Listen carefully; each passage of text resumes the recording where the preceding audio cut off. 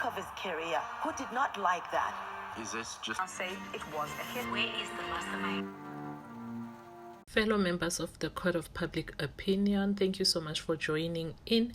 And let me start by saying, please watch Advocate Baloyi's body language. The way he blinks so much. It's like he's telling Brigadier Kininda to stop, but he is not getting it. He is not getting it, honestly. And as you saw the thumbnail, the Kininda doctrine of investigation, messy and shocking intruders theory reignites controversy. So we are going to break it down, the investigation 101, especially with regard to the eyewitnesses. So, but before then, remember, if you haven't subscribed, to like the video, especially comment. Let's comment responsibly. Comment, and let's take a listen now. Fell ill, with lead investigator Brigadier Bongani Kininda maintaining that there were intruders inside the house on the day that Senzo Meyiwa was killed, and that the first police responders to the crime scene and neighbors corroborate that. Thank you. Now, what is your comment?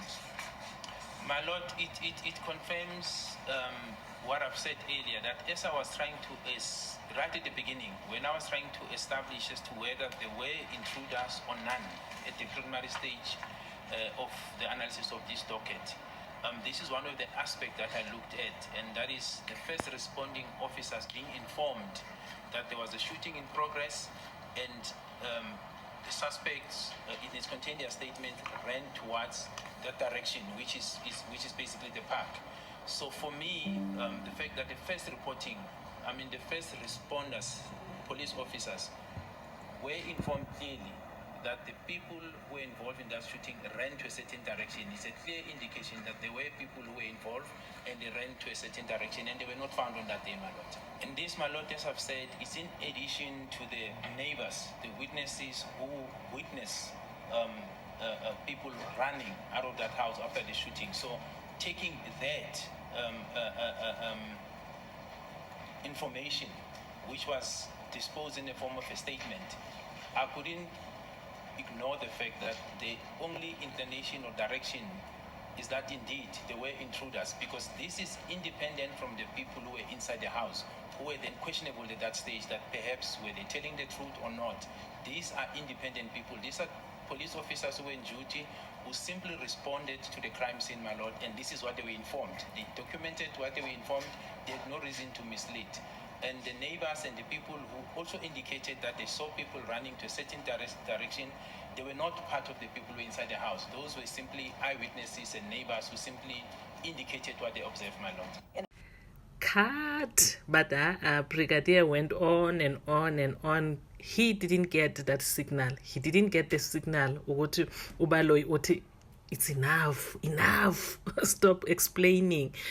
But yeah, let's unpack this, okay? Let's unpack Brigadier Kininda's, the man leading the murder investigation of a national football hero. Says he believes the intruder theory. Okay, now the question is why?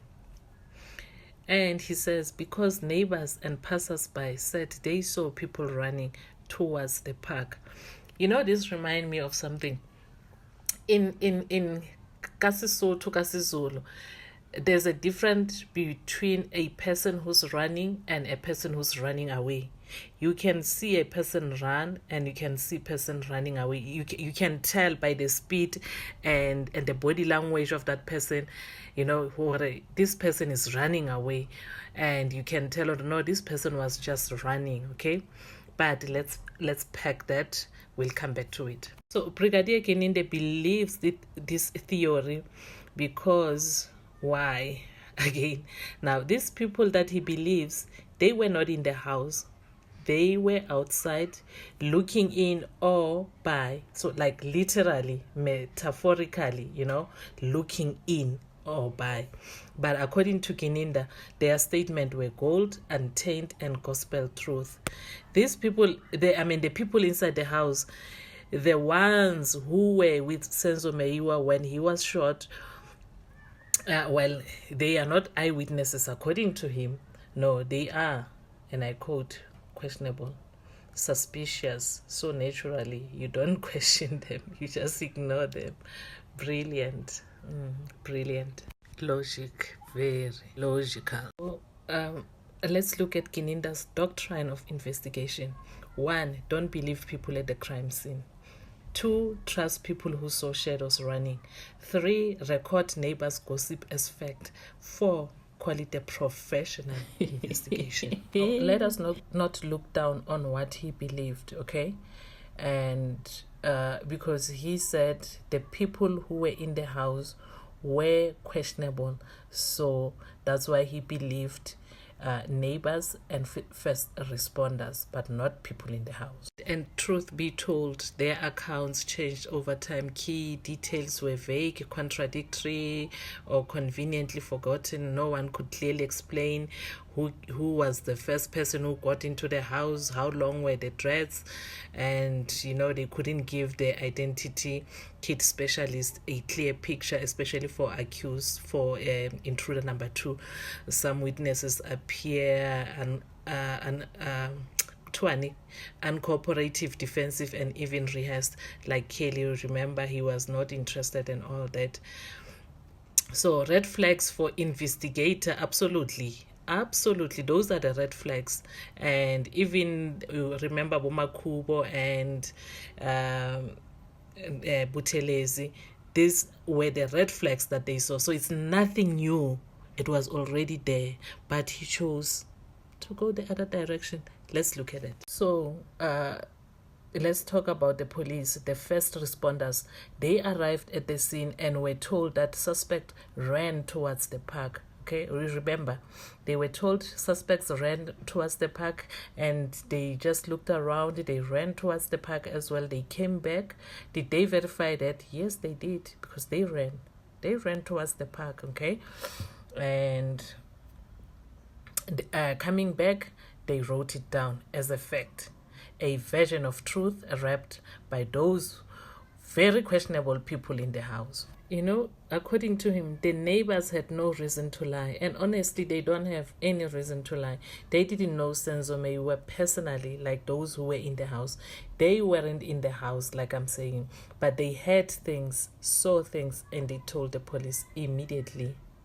And most of these witnesses, especially Tima Keleni, is no more to repeat this story. And I repeat, looking back at this case and the witnesses that Brigadier Gininda brought, it shows that Gininda trusted those who had nothing to gain from lying. The neighbors, the paramedics, those who were at the hostels, the people from KZN, the officers who arrived at the scene, because those in the house, the people who should have had the clearest view, gave nothing but smoke and shadows.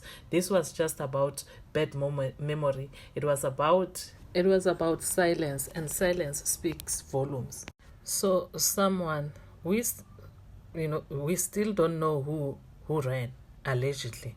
The neighbors saw something. Maybe it was the wind. Maybe it was a thief. Maybe it was someone running away. Maybe it was someone running to catch a train. Maybe it was someone who ran to get to the tech shop before it was closed. And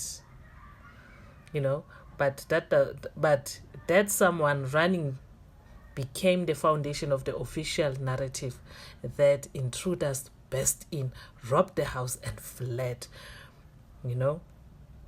That's all it took to shift an entire case away from those who were actually present when Senzo took his last breath. Hey, members of the Court of Public Opinion, if you are still here, thank you so much for being here, and thank you so much for your support. And keep watching those ads, because you are helping this channel financially, so because I can able to do my research. And what we can say is why question your most crucial witnesses, especially those who were in the house, when you can rely on someone peeking through a curtain 2 houses down? After all, Senzo didn't just leave this earth, that night. truth died with him, because when your investigation is built on shadows and assumption, justice becomes a ghost story. I am Mrs. Independent, and this is your deep dive into South Africa's most baffling murder case. Until next time, keep questioning, because clearly someone needs to. And let me repeat again, if you believe in truth, in justice and accountability, please share this video. Don't let Senzo story fade into silence. Demand answers, demand justice. Until the next one, bye.